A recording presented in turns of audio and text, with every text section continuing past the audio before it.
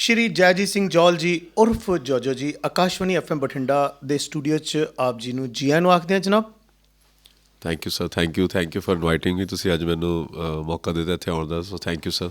ਜੀ ਗੱਲ ਇਹ ਹੈ ਕਿ ਜੇ ਮੈਂ ਤੁਹਾਡੇ ਸੀਵੀ ਦੇ ਉੱਤੇ ਨਜ਼ਰ ਮਾਰਦਾ ਹਾਂ ਤਾਂ ਮੈਨੂੰ ਇਹ ਪਤਾ ਲੱਗਦਾ ਹੈ ਕਿ ਚੰਡੀਗੜ੍ਹ ਤੋਂ ਹੀ ਤੁਸੀਂ ਗ੍ਰੈਜੂਏਸ਼ਨ ਕੀਤੀ, ਇਸ ਤੋਂ ਬਾਅਦ USA ਦੇ ਵਿੱਚ ਜਾ ਕੇ ਮਾਰਕੀਟਿੰਗ ਦਾ ਜੋ ਕੋਰਸ ਹੈ ਤੁਸੀਂ ਉਹ ਕੀਤਾ, ਔਰ ਇਸ ਤੋਂ ਬਾਅਦ ਲਾਅ ਕੀਤੀ ਹੈ ਪੰਜਾਬ ਯੂਨੀਵਰਸਿਟੀ ਚੰਡੀਗੜ੍ਹ ਤੋਂ। ਹਾਂਜੀ ਸਰ। ਅਤੇ ਲਾਅ ਕਰਨ ਤੋਂ ਬਾਅਦ ਚੰਡੀਗੜ੍ਹ 'ਚ 3 ਸਾਲ ਗੁਜ਼ਾਰਨ ਤੋਂ ਬਾਅਦ ਬੰਦੇ ਦਾ ਚੰਡੀਗੜ੍ਹ ਛੱਡਣ ਨੂੰ ਜੀਅ ਨਹੀਂ ਕਰਦਾ ਹੁੰਦਾ ਗਾ, ਅਤੇ ਤੁਸੀਂ ਚੰਡੀਗੜ੍ਹ ਛੱਡ ਕੇ ਬਠਿੰਡਾ ਦੇ ਵਿੱਚ ਇਸ ਵੇਲੇ ਮੌਜੂਦ ਹੋ। ਮਤਲਬ ਮੇਰਾ ਸਵਾਲ ਇਹ ਸੀਗਾ ਕਿ ਲਾਅ ਕਰਨ ਤੋਂ ਬਾਅਦ ਲੀਗਲ ਪ੍ਰੋਫੈਸ਼ਨ 'ਚ ਨਾ ਜਾਣਾ, ਇਹਦਾ ਕੀ ਕਾਰਨ ਹੈ?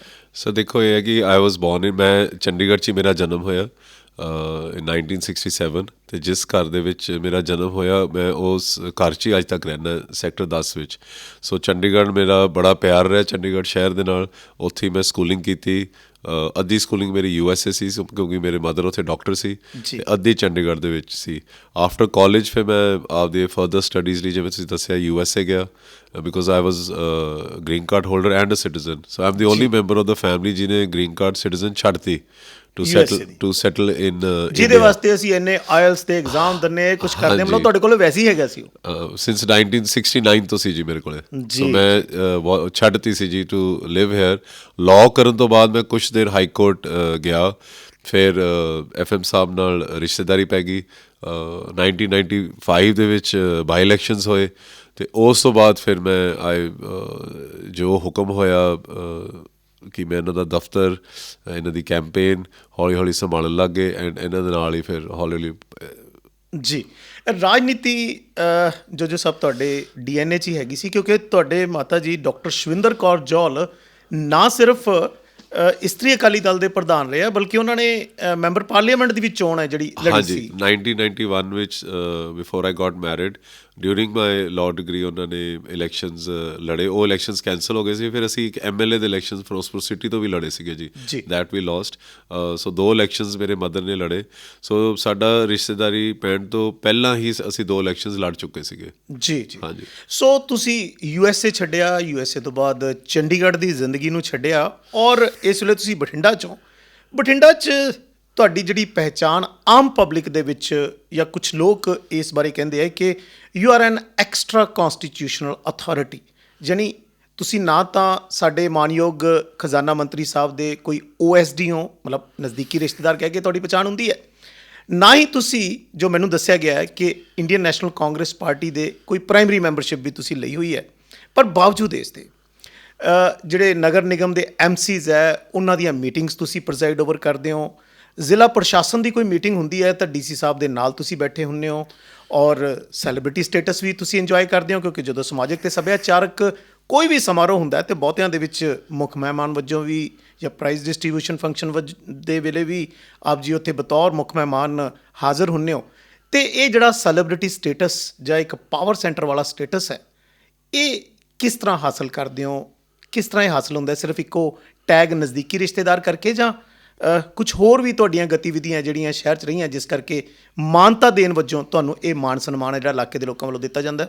ਇਹ ਕੀ ਸੀਗਾ ਸਰ ਕਿ 2017 ਦੇ ਇਲੈਕਸ਼ਨਸ ਦੇ ਵਿੱਚ FM ਸਾਹਿਬ ਨੇ ਡਿਊਰਿੰਗ ਇਲੈਕਸ਼ਨਸ, ਅਸੈਂਬਲੀ ਇਲੈਕਸ਼ਨਸ, ਇਹ ਅਨਾਊਂਸ ਕੀਤਾ ਸੀ ਸਟੇਜ ਤੋਂ ਕਿ ਕੋਈ ਨਾ ਕੋਈ ਸਾਡੇ ਪਰਿਵਾਰ ਦਾ ਜਿਹੜਾ ਮੈਂਬਰ ਹੈ ਉਹ ਆਫਿਸ ਵਿੱਚ ਜ਼ਰੂਰ ਬੈਠਿਆ ਕਰੂਗਾ। ਬਿਕੋਜ਼ ਦੇਵਰ ਇੱਕ ਪਰਸੈਪਸ਼ਨ ਸੀਗੀ ਸ਼ਹਿਰ ਦੇ ਵਿੱਚ ਕਿ FM ਸਾਹਿਬ ਸ਼ਹਿਰ 'ਚ ਨਹੀਂ ਰਹਿੰਦੇ, ਇਹਨਾਂ ਦਾ ਘਰ ਨਹੀਂ ਹੈਗਾ, ਅਤੇ ਇਹਨਾਂ ਨੇ ਤਾਂ ਇਲੈਕਸ਼ਨ ਲੜ ਕੇ ਚੰਡੀਗੜ੍ਹ ਜਾਂ ਬਾਦਲ ਪਿੰਡ ਰਹਿਣਾ, ਸ਼ਹਿਰ 'ਚ ਕੋਈ ਹੋਊਗਾ ਨਹੀਂ, ਅਤੇ ਕੰਮ ਕਿਵੇਂ ਹੋਣਗੇ?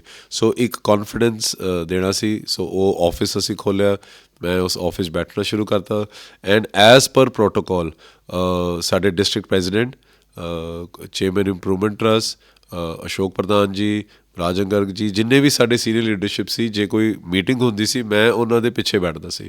ਤੁਸੀਂ ਕਿਸੇ ਨੂੰ ਪੁੱਛ ਲਓ, ਜੇ ਡਿਪਟੀ ਕਮਿਸ਼ਨਰ ਦੀ ਮੀਟਿੰਗ ਹੁੰਦੀ ਸੀ, ਮੈਂ ਕਦੀ ਨਹੀਂ ਸੀਗਾ ਕਿ ਮੈਂ DC ਦੇ ਨਾਲ ਬਹਿ ਜਾਣਾ। ਮੈਂ ਆਪਦੀ ਜੋ ਮੇਰੀ ਸੀ ਚੇਅਰ, ਮੈਂ ਉੱਥੇ ਹੀ ਹਮੇਸ਼ਾ ਬੈਠਦਾ ਸੀ। ਅਤੇ ਇੱਕ ਕੀ ਹੁੰਦਾ ਸਰ ਕਿ ਤੁਹਾਨੂੰ ਕੰਮ ਕਰਕੇ ਹੀ ਇੱਜ਼ਤ ਮਿਲਦੀ ਹੈ। ਜੇ ਤੁਸੀਂ ਉੱਪਰ ਆ ਕੇ ਬਹਿ ਜਾਓ ਸਾਰਿਆਂ ਦੇ ਉੱਤੇ ਐਂਡ ਕੋਈ ਕੰਮ ਵੀ ਨਾ ਕਰੋ and you start throwing your weight around ਕਿ ਤੁਸੀਂ ਐਵੇਂ ਆਰਡਰਸ ਦੇਈ ਜਾਓ, ਦੈਟ ਇਜ਼ ਨਾਟ ਉਹ ਸਹੀ ਕ੍ਰਾਈਟੇਰੀਆ ਨੀਗਾ। ਕੰਮ ਕੀਤਾ ਮੈਂ ਹਮੇਸ਼ਾ ਹੀ ਸਰ ਗਰਾਊਂਡ ਲੈਵਲ 'ਤੇ ਗ੍ਰਾਸ ਰੂਟ ਲੈਵਲ 'ਤੇ ਵਰਕਰਸ ਦੇ ਨਾਲ ਹੀ ਕੰਮ ਕੀਤਾ। ਜੀ ਬਿਲਕੁਲ, ਮੈਂ ਇਸ ਗੱਲ ਨਾਲ ਸਹਿਮਤ ਹਾਂ ਕਿਉਂਕਿ ਕਰੋਨਾ ਲੋਕਡਾਊਨ ਦੇ ਦੌਰਾਨ ਠੀਕ ਹੈ ਜ਼ਿਲ੍ਹਾ ਪ੍ਰਸ਼ਾਸਨ ਵੀ ਆਪਦੇ ਪੱਧਰ 'ਤੇ ਬਹੁਤ ਵਧੀਆ ਕੰਮ ਕਰ ਰਿਹਾ ਸੀ ਔਰ ਨਗਰ ਨਿਗਮ ਦੇ ਜਿਹੜੇ ਉਸ ਵੇਲੇ ਦੇ ਕਮਿਸ਼ਨਰ ਸੀਗੇ ਉਹਨਾਂ ਵੱਲੋਂ ਵੀ ਬਹੁਤ ਜਿਹਨੂੰ ਕਹਿੰਦੇ ਨਾ ਜੀ ਬਿਯੋਂਡ ਦਾ ਕਾਲ ਆਫ ਡਿਊਟੀ ਜਾ ਕੇ ਕੰਮ ਹੈ ਜਿਹੜੇ ਕੀਤੇ ਗਏ ਔਰ ਸਭ ਤੋਂ ਵੱਡਾ ਸਲੂਟ ਹੈ ਸਾਡੇ ਸ਼ਹਿਰ ਦੀਆਂ ਜੋ ਸਮਾਜ ਸੇਵੀ ਸੰਸਥਾਵਾਂ ਹੈ ਸੰਗਠਨ ਹੈ ਉਹਨਾਂ ਨੂੰ। ਔਰ ਉਹਦੇ ਵਿੱਚ ਬਤੌਰ ਕੋਆਰਡੀਨੇਟਰ ਜਿਹੜਾ ਤੁਹਾਡੀ ਇੱਕ ਭੂਮਿਕਾ ਸੀਗੀ ਔਰ ਕਈ NGOs ਤਾਂ ਤੁਹਾਡੀ ਲੀਡਰਸ਼ਿਪ 'ਚ ਹੀ ਇੱਥੇ ਕੰਮ ਕਰ ਰਹੀਆਂ ਸੀ ਔਰ ਨਿੱਜੀ ਤੌਰ 'ਤੇ ਤੁਸੀਂ ਵੀ ਔਰ ਮੈਰੀਟੋਰੀਅਸ ਸਕੂਲ ਦੇ ਵਿੱਚ ਜਿਹੜਾ ਕਰੋਨਾ ਦੇ ਲਈ ਜਾਂ ਉਸ ਵੇਲੇ ਕੋਵਿਡ ਕੇਅਰ ਸੈਂਟਰ ਵੀ ਸਥਾਪਿਤ ਕੀਤਾ ਗਿਆ। ਬਿਲਕੁਲ। ਔਰ ਸਥਾਨਕ ਹਸਪਤਾਲਾਂ ਦੇ ਵਿੱਚ ਵੀ ਮੈਨੂੰ ਪਤਾ ਲੱਗਦਾ ਰਿਹਾ ਸਮੇਂ-ਸਮੇਂ 'ਤੇ ਕਿ ਪ੍ਰਾਈਵੇਟ ਜਿਹੜੇ ਕਾਰਪੋਰੇਟ ਹਸਪੀਟਲ ਸੀਗੇ ਉਹਨਾਂ ਦੇ ਵਿੱਚ ਵੀ ਤੁਹਾਡੀਆਂ ਨਿੱਜੀ ਵਿਜ਼ਿਟਸ ਰਹੀਆਂ ਜਿਸ ਕਰਕੇ ਪ੍ਰਾਈਵੇਟ ਹਸਪੀਟਲਸ ਦੇ ਵਿੱਚ ਕਿਉਂਕਿ ਪਹਿਲੀ ਲਹਿਰ ਵੇਲੇ ਸਾਨੂੰ ਕੋਈ ਬੈੱਡਸ ਹੀ ਨਹੀਂ ਸੀ ਦੇ ਰਿਹਾਗਾ, ਕੋਈ ਸਾਡੇ ਕੋਲ ਸੁਵਿਧਾਵਾਂ ਹੀ ਨਹੀਂ ਸੀ ਹੋ ਰਹੀਆਂ ਗੀਆਂ ਔਰ ਉੱਥੇ ਵੀ ਤੁਹਾਡਾ ਜਿਹੜਾ ਆਉਣਾ ਜਾਣਾ ਲੱਗਿਆ ਰਿਹਾ ਔਰ ਮੈਂ ਇਹ ਗੱਲ ਔਨ ਰਿਕਾਰਡ ਹੈ ਕਹਿੰਦਾ ਕਿ ਪੰਜਾਬ ਦੇ ਵਿੱਚ ਕੋਈ ਵੀ ਮੌਤ ਹੈ ਜਿਹੜੀ ਉਹ ਆਕਸੀਜਨ ਦੀ ਘਾਟ ਜਾਂ ਬੈੱਡ ਦੀ ਘਾਟ ਕਰਕੇ ਰਿਪੋਰਟ ਨਹੀਂ ਹੋਏਗੀ, ਇਟ ਇਜ਼ ਔਨ ਰਿਕਾਰਡ।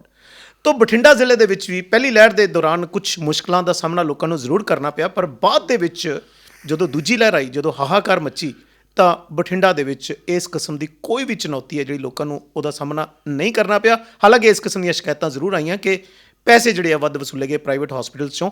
ਤੁਹਾਡੇ ਭੈਣ ਜੀ ਮੈਂ ਸ਼੍ਰੀਮਤੀ ਮਨਪ੍ਰੀਤ ਬਾਦਲ ਹੋਰਾਂ ਦੀ ਗੱਲ ਕਰ ਰਿਹਾ, ਕਦੇ ਉਹਨਾਂ ਨੇ ਇਹ ਨਹੀਂ ਕਿਹਾ ਵੀ ਯਾਰ ਆਪਣੇ ਵਰਕਰ ਹੈਗੇ ਕਰ ਲੈਣਗੇ, ਕਿਉਂ ਕਰੋਨਾ 'ਚ ਤੂੰ ਐਕਸਪੋਜ਼ ਹੁੰਦਾ ਯਾਰ, ਖਤਰਾ ਹੈ ਐਡਾ, ਕਿਉਂਕਿ ਬਹੁਤੇ ਪੋਲੀਟੀਸ਼ੀਅਨਸ ਤਾਂ ਈਵਨ ਰੂਲਿੰਗ ਪਾਰਟੀ ਦੇ ਵੀ ਘਰਾਂ 'ਚੋਂ ਨਹੀਂ ਸੀ ਨਿਕਲ ਰਹੇਗੇ।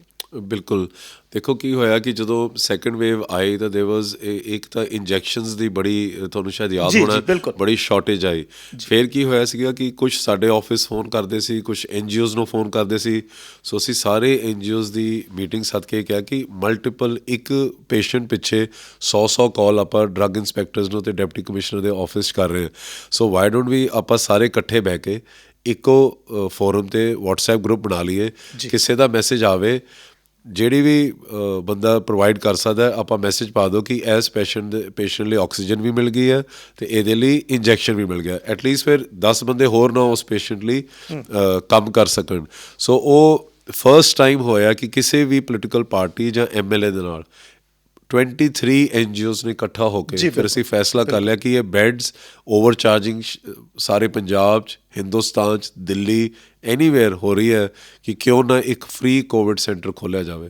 ਸੋ ਅਸੀਂ ਸਾਰਿਆਂ ਨੇ ਕਲੈਕਟਿਵ ਡਿਸੀਜਨ ਕੀਤੀ। ਮੇਰੀ ਲੀਡਰਸ਼ਿਪ ਨਹੀਂ ਸੀ, it was collective leadership and collection of like minded minds ਜਿਹੜੇ ਬੰਦੇ ਸੇਵਾ ਕਰਨਾ ਚਾਹੁੰਦੇ ਸੀ। ਕੋਆਰਡੀਨੇਸ਼ਨ ਸਮਨਵਯ ਤੋਂ ਬਿਨਾ ਜੌਲ ਸਾਹਿਬ ਇਹ ਚੀਜ਼ਾਂ ਸੰਭਵ ਨਹੀਂ ਹੁੰਦੀਆਂ ਹੈਗੀਆਂ। ਉਹਦੇ ਵਿੱਚ ਇੱਕ ਐਸਾ ਬੰਦਾ ਵੀ ਰਹਿਣਾ ਚਾਹੀਦਾ ਹੈ ਜਿਹੜਾ ਕਿ ਜ਼ਿਲ੍ਹਾ ਪ੍ਰਸ਼ਾਸਨ ਔਰ ਪਬਲਿਕ ਦੇ ਵਿੱਚ ਵੀ ਇੱਕ ਲਿੰਕ ਦਾ ਇੱਕ ਬ੍ਰਿਜ ਦਾ ਕੰਮ ਕਰੇ। ਇਸ ਤੋਂ ਬਿਨਾਂ ਇਹ ਸੰਭਵ ਨਹੀਂ ਸੀ ਹੋਣਾ ਕਿਉਂਕਿ ਕਈ ਨਿਯਮ ਕਾਨੂੰਨ ਐਸੇ ਹੁੰਦੇ ਆ ਜਿਹਦੀ ਪਾਲਣਾ NGOs ਨੂੰ ਕਰਨੀ ਜ਼ਰੂਰੀ ਹੁੰਦੀ ਹੈ। ਉਸ ਗੱਲ ਦਾ ਸਰਲੀਕਰਨ ਕਰਨ ਲਈ ਤੁਹਾਡੀ ਜਿਹੜੀ ਹੋਂਦ ਹੈ ਉਹ ਬੜੀ ਮਹੱਤਵਪੂਰਨ ਸੀ ਔਰ ਮੈਂ ਇਸ ਗੱਲ ਲਈ ਵੀ ਤੁਹਾਨੂੰ ਔਰ ਮਾਨਯੋਗ ਸਾਡੇ ਖਜ਼ਾਨਾ ਮੰਤਰੀ ਸਾਹਿਬ ਨੂੰ ਸਲੂਟ ਕਰੂੰਗਾ ਕਿ ਇਹ ਜੋ ਡੇਂਗੂ ਦੇ ਦੌਰਾਨ ਵੀ ਜਦੋਂ ਇਹ ਥੋੜ੍ਹੀ ਜਿਹੀਆਂ ਗੱਲਾਂ ਨਿਕਲਣ ਲੱਗੀਆਂ ਕਿ ਬੈੱਡਸ ਦੀ ਘਾਟ ਹੋ ਰਹੀ ਹੈ ਅਤੇ ਪ੍ਰਾਈਵੇਟ ਹਸਪਤਾਲਾਂ ਦੇ ਵਿੱਚ ਜਿਹੜੇ ਚਾਰਜਿੰਗ ਜਿਹੜੀ ਫੀਸ ਵਗੈਰਾ ਉਹ ਜ਼ਿਆਦਾ ਹੋ ਰਹੀ ਹੈ ਲੋਕਾਂ ਦੀ ਸਮਰੱਥਾ ਤੋਂ, ਅਤੇ ਉਦੋਂ ਵੀ ਇੱਕ ਡੇਂਗੂ ਵਾਰਡ ਦੀ ਵੀ ਸਥਾਪਨਾ ਜਿਹੜੀ ਮੈਰੀਟੋਰੀਅਸ ਸਕੂਲ ਦੇ ਵਿੱਚ, ਮੈਂ ਗਲਤ ਨਹੀਂ ਤਾਂ ਉਸੇ ਥਾਂ ਦੇ ਉੱਤੇ ਜਿੱਥੇ ਕੋਵਿਡ ਕੇਅਰ ਸੈਂਟਰ ਦੀ ਸਥਾਪਨਾ ਕੀਤੀ ਗਈ ਸੀ, ਉੱਥੇ 450 ਪੇਸ਼ੈਂਟਸ ਨੂੰ ਅਸੀਂ ਟਰੀਟ ਕੀਤਾ। 2500 ਡੈਂਗੀ ਪੇਸ਼ੈਂਟਸ ਦੀ OPD ਕੀਤੀ ਡਿਊਰਿੰਗ ਕੋਵਿਡ। FM ਸਾਹਿਬ ਨੇ ਕਿਹਾ ਸੀ ਕਿ ਜੋ ਮਰਜ਼ੀ ਖਰਚਾ ਆ ਜਾਏ ਤੁਸੀਂ don't worry about money. 60 lakh ਰੁਪਇਆ ਲਗਾਇਆ ਐਂਡ ਹਜੇ ਤੱਕ ਡੈਂਗੀ ਸੈਂਟਰ ਚੱਲ ਰਿਹਾ। ਹੁਣ ਅਸੀਂ DDRC ਸੈਂਟਰ ਸਿਵਲ ਹਸਪੀਟਲ ਦੇ ਨਾਲ ਚਲਾ ਰਹੇ ਜੀ। ਔਰ ਇਹ ਸਾਰੇ ਕੰਮਕਾਰ ਦਾ ਇੱਕ ਨਤੀਜਾ ਇਹ ਰਿਹਾ, ਮੈਂ ਫੇਰ ਗੱਲ ਕਰ ਰਿਹਾ ਪਬਲਿਕ ਪਰਸੈਪਸ਼ਨ ਦੀ। ਲੋਕ ਇਹ ਕਹਿਣ ਲੱਗੇ ਕਿ FM ਸਾਹਿਬ ਨੂੰ ਜਾਂ ਸਾਡੇ ਮਾਨਯੋਗ ਖਜ਼ਾਨਾ ਮੰਤਰੀ ਸਾਹਿਬ ਨੂੰ ਕੋਈ ਕੰਮ ਕਹੋ, ਉਹ ਹੋਵੇ ਨਾ ਹੋਵੇ, ਪਰ ਜੋ ਸਾਹਿਬ ਨੂੰ ਜੇ ਕੋਈ ਕੰਮ ਕਹਿ ਦਈਏ ਤਾਂ ਕੰਮ ਹੁੰਦਾ ਜ਼ਰੂਰ ਹੈ। ਕਈ ਵਾਰੀ ਲੋਕ ਇਹ ਵੀ ਪੁੱਛਦੇ ਆ ਵੀ ਕਿਤੇ ਐਕਟਿਵ ਪੋਲੀਟਿਕਸ ਜਾਂ ਚੁਣਾਵੀ ਰਾਜਨੀਤੀ 'ਚ ਆਉਣ ਦਾ ਤੁਹਾਡਾ ਤਾਂ ਨਹੀਂ ਮੂਡ ਬਣ ਰਿਹਾ ਕਿਤੇ? ਨਹੀਂ ਮੈਨੂੰ 25-30 ਸਾਲ ਹੋ ਗਏ ਐਫਐਮ ਸਾਹਿਬ ਦੇ ਨਾਲ। ਹਮੇਸ਼ਾ ਹੀ ਸਾਰੇ ਕਹਿੰਦੇ ਸੀ ਕਿ ਮੈਂ ਕਦੀ ਵੀ ਮੈਂ ਇਲੈਕਸ਼ਨਸ ਨਹੀਂ ਲੜਨੇ। ਮੈਂ ਪਿਛਲੀ ਵਾਰ ਵੀ ਤੁਹਾਡੇ ਸਟੇਸ਼ਨ 'ਤੇ ਇਹੀ ਗੱਲ ਕੀਤੀ ਸੀ ਸਰ, ਤੁਸੀਂ ਸ਼ਾਇਦ ਭੁੱਲ ਗਏ। ਹੁੰਦਾ ਕੀ ਹੈ ਕਿ ਤੁਸੀਂ ਕੰਮ ਕਰਨ ਲੱਗ ਜਾਓ। ਐਫਐਮ ਸਾਹਿਬ ਨੇ ਅਤੇ ਸਾਡੇ ਜਿਹੜੇ ਡਿਸਟ੍ਰਿਕਟ ਪ੍ਰੈਜ਼ੀਡੈਂਟ ਹੈ ਉਹਨਾਂ ਨੇ ਖੁੱਲ੍ਹੀ ਛੁੱਟੀ ਦਿੱਤੀ ਹੋਈ ਹੈ ਕਿ ਲੋਕਾਂ ਦੇ ਕੰਮ ਕਰੋ। ਜੋ ਤੁਸੀਂ ਕੰਮ ਕਰਦੇ ਹੋ ਤਾਂ ਓਬਵੀਅਸਲੀ ਐਡਮਿਨਿਸਟ੍ਰੇਸ਼ਨ ਸਮਝ ਜਾਂਦੀ ਹੈ ਕਿ ਕੰਮ ਕੌਣ ਕਰਾ ਰਿਹਾ ਹੈਗਾ। ਪਰ ਜਿਹੜੇ ਬੰਦੇ ਇੱਕ ਪਰਸੈਪਸ਼ਨ, ਹਰ ਇੱਕ ਤਰ੍ਹਾਂ ਦੀ ਪਰਸੈਪਸ਼ਨ ਮੇਰੇ ਬਾਰੇ ਸ਼ਹਿਰ 'ਚ ਹੈਗੀ ਹੈ, ਪਰ ਜਿਹੜੇ ਬੰਦੇ ਮੈਨੂੰ ਜਾਣਦੇ ਆ ਜਾਂ ਲੇਟਲੀ ਸ਼ਹਿਰ ਦੇ ਕੁਝ ਸੱਜਣ ਮੈਨੂੰ ਮਿਲੇ ਆ, ਉਹਨਾਂ ਦੀ ਸੋਚਣੀ ਫਰਕ ਹੈ ਅਤੇ ਜਿਹੜੇ ਨਹੀਂ ਮੈਨੂੰ ਮਿਲੇ ਉਹਨਾਂ ਦੀ ਸੋਚਣੀ ਪਰਸੈਪਸ਼ਨ ਦੀ ਮੈਂ ਗੱਲ ਕਰਦਾ, ਕਿਉਂਕਿ ਸ਼ੁਰੂਆਤੀ ਦੌਰ ਦੇ ਵਿੱਚ ਬੀਬਾ ਜੀ, ਮੈਡਮ ਵੀਨੂ ਬਾਦਲ ਜੀ ਵੀ ਕੰਮ ਹੈ ਜਿਹੜਾ ਫੀਲਡ ਦੇ ਵਿੱਚ ਕਰਦੇ ਰਹੇ ਹੈ, ਔਰ ਇੱਕ ਆਧ ਵਾਰ ਉਹਨਾਂ ਨੇ ਮੈਨੂੰ ਇਨਵਾਈਟ ਵੀ ਕੀਤਾ ਸੀ ਕਿ ਉਹਨਾਂ ਦਾ ਜੋ ਕੰਮ ਹੈ ਉਹ ਤੁਸੀਂ ਆ ਕੇ ਖੁਦ ਦੇਖੋ। ਉਹਨਾਂ ਬਾਰੇ ਕਦੇ ਕੋਈ ਨਾ ਪੱਖੀ ਪ੍ਰਚਾਰ ਹੈ ਜਿਹੜਾ ਉਹ ਮੀਡੀਆ ਦੇ ਵਿੱਚ ਜਾਂ ਡਰਾਇੰਗ ਰੂਮ ਟਾਕਸ ਦੇ ਵਿੱਚ ਉਹ ਨਹੀਂ ਹੋਏਗਾ। ਜਿਹੜਾ ਨਾ ਪੱਖੀ ਪ੍ਰਚਾਰ ਹੋਇਆ ਤੁਹਾਡੇ ਬਾਰੇ ਹੋਇਆ ਕਿ ਕੋਈ ਝਗੜਾ ਹੋ ਜਾਵੇ ਪੁਲਿਸ ਦਾ ਕਿਸੇ ਪ੍ਰਾਈਵੇਟ ਬੰਦੇ ਦਾ, ਤਾਂ ਉਹ ਕੰਪਰੋਮਾਈਜ਼ ਲਈ ਅਪਰੋਚ ਅਸੀਂ ਕਰਦੇ ਹਾਂ ਜੀ ਸਰਦਾਰ ਜੈਜੀਤ ਸਿੰਘ ਜੌਲ ਉਰਫ ਜੋਜੋ ਜੀ ਨੂੰ। ਔਰ ਜੋਜੋ ਜੀ ਇੱਕ ਬੜੀ ਖੌਫਨਾਕ ਇੱਕ ਸ਼ਖਸੀਅਤ ਹੈ ਇੱਥੋਂ ਦੀ, ਵੀ ਕਿਤੇ ਮਰਜ਼ੀ 'ਤੇ ਪਰਚਾ ਕਰਵਾ ਸਕਦੇ ਹੈ, ਉਹਨਾਂ ਦਾ ਇੱਕ ਦਹਿਸ਼ਤ ਹੈ ਇੱਥੇ। ਇਸ ਕਿਸਮ ਦੀ ਵੀ ਪਰਸੈਪਸ਼ਨ ਹੈ ਜਿਹੜੀ ਲੋਕਾਂ 'ਚ ਬਣੀ। ਇਹ ਕੀ ਕਾਰਨ ਹੈ? ਮਤਲਬ ਵੀਨੂ ਮੈਡਮ ਦੇ ਉੱਤੇ ਕਦੇ ਇੱਦਾਂ ਦਾ ਕੋਈ ਇਲਜ਼ਾਮ ਨਹੀਂ ਆਇਆ, ਇਹ ਇਲਜ਼ਾਮ ਤੁਹਾਡੇ 'ਤੇ ਕਿਉਂ ਹੈ? ਦੇਖੋ, ਇਹ ਪਰਸੈਪਸ਼ਨ ਤਾਂ ਓਪੋਜੀਸ਼ਨ ਪਾਰਟੀਜ਼ ਨੇ ਬਣਾਉਣੀ ਹੁੰਦੀ ਹੈ। ਅਸੀਂ ਸਰ ਜਦੋਂ ਅਕਾਲੀ ਦਲ 'ਚ ਹੁੰਦੇ ਸੀ ਇਨ ਗਿੱਦੜਬਾਹਾ, ਉਦੋਂ ਕਾਂਗਰਸ ਦਾ ਹੀ ਪਰਸੈਪਸ਼ਨ ਸੀ ਮੇਰੇ ਬਾਰੇ।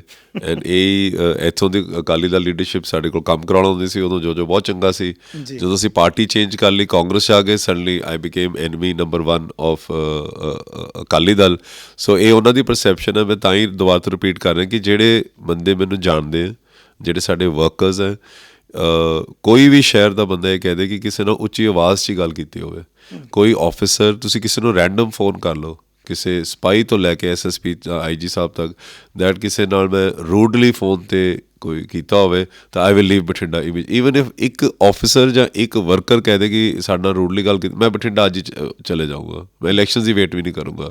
ਸੋ ਜਿੱਥੋਂ ਤੱਕ ਤੁਸੀਂ ਮੈਨੂੰ, ਮੈਂ ਸੌਰੀ ਤੁਹਾਡਾ ਕੁਐਸਚਨ ਭੁੱਲ ਗਿਆ ਸੀ ਕਿ ਕਰੋਨਾ ਵਿੱਚ ਵੀ ਮੇਰੀ ਸਿਸਟਰ ਨੇ, ਐਕਚੁਅਲੀ ਮੇਰੀ ਡਾਟਰ ਤੇ ਮੇਰਾ ਬੇਟਾ, ਜਦੋਂ ਉਹਨਾਂ ਨੇ ਤੁਹਾਨੂੰ ਮਤਲਬ ਚਿੰਤਾ ਪ੍ਰਗਟਾਈ ਤੁਹਾਡੇ ਬਾਰੇ। ਹਾਂਜੀ, ਸੋ ਮੇਰੀ ਡਾਟਰ ਨੇ, ਮੈਂ ਇੱਕ ਕੋਵਿਡ ਪੇਸ਼ੈਂਟ ਦੇ ਨਾਲ ਸੈਕੰਡ ਵੇਵ 'ਤੇ ਮੰਜੇ 'ਤੇ ਬੈਠਾ ਸੀ, ਅਤੇ ਮੈਂ ਫੇਸਬੁੱਕ 'ਤੇ ਫੋਟੋ ਪਾਤੀ।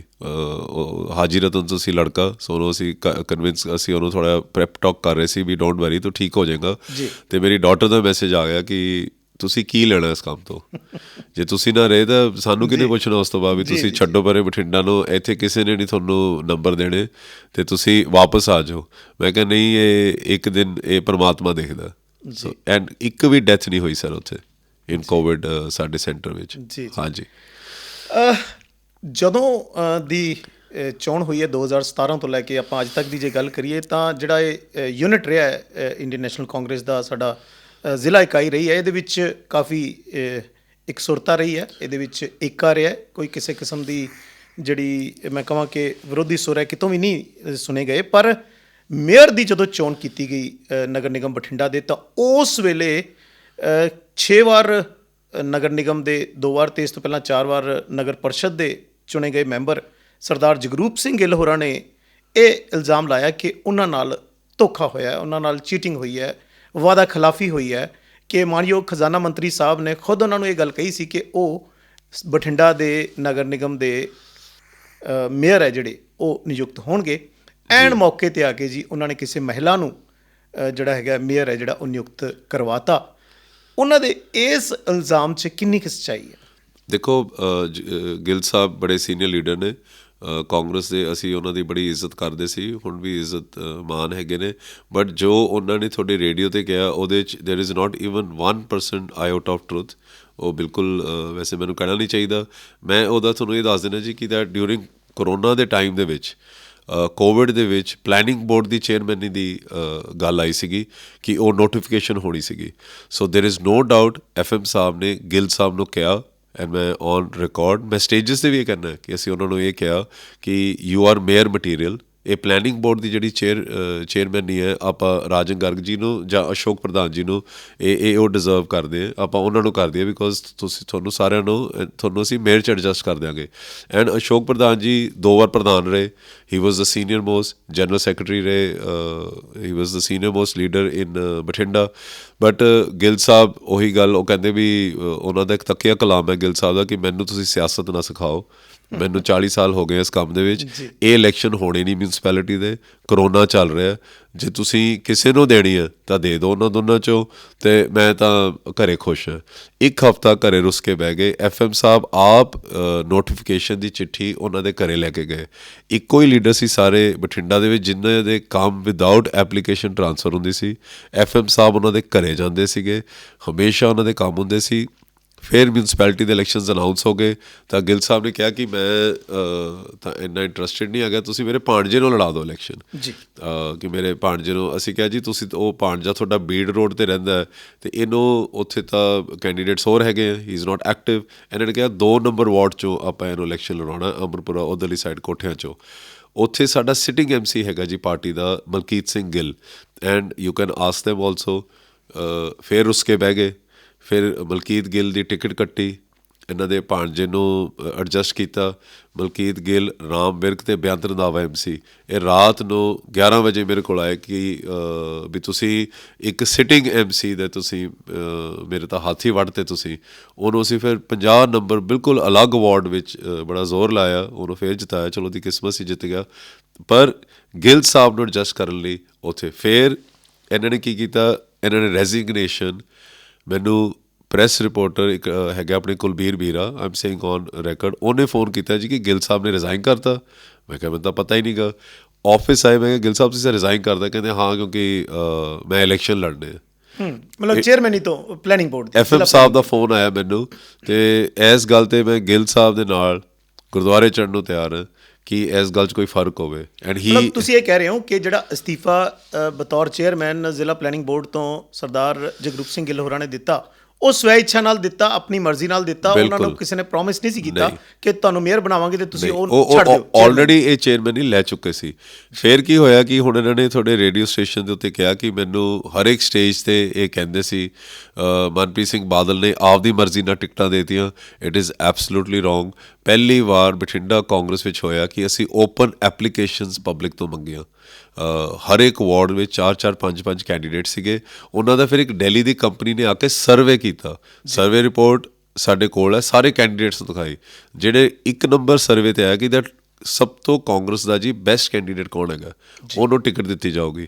ਗਿੱਲ ਸਾਹਿਬ ਵਾਰਡਬੰਦੀ ਵਿੱਚ ਬੈਠੇ ਸੀ, ਹਰ ਇੱਕ ਸਿਲੈਕਸ਼ਨ ਵਿੱਚ ਬੈਠੇ ਸੀ।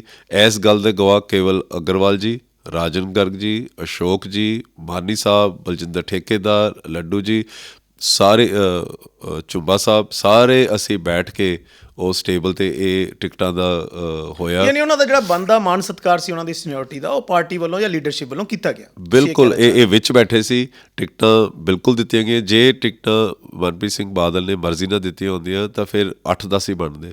ਇਹ ਪਬਲਿਕ ਨੇ ਫੈਸਲਾ ਕੀਤਾ, ਸਰਵੇ ਹੋਇਆ ਕਿ ਇਹ ਕੈਂਡੀਡੇਟਸ ਜਿੱਤੇਂਗੇ। And first time after 53 years ਕਿ ਕਾਂਗਰਸ ਦੇ 43 MCs ਜਿੱਤੇ।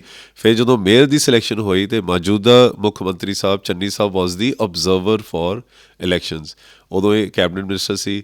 ਇਹ ਇੱਥੇ ਆਏ, ਇਹਨਾਂ ਨੇ ਇੱਕ MC ਨੂੰ ਪੁੱਛਿਆ।